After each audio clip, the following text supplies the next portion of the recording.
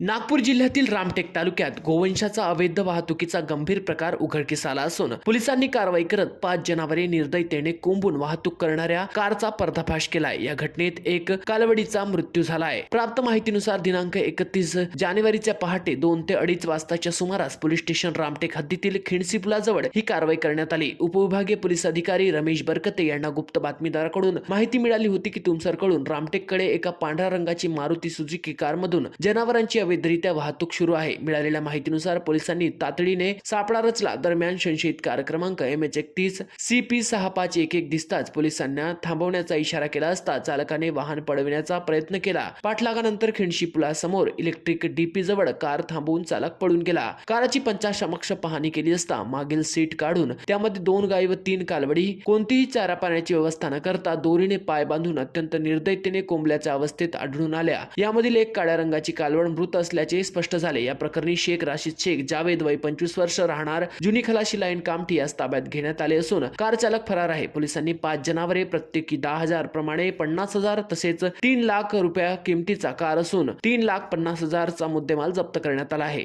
Maharashtra TV 24 करिता अजय मेहरकुडे, रामटेक।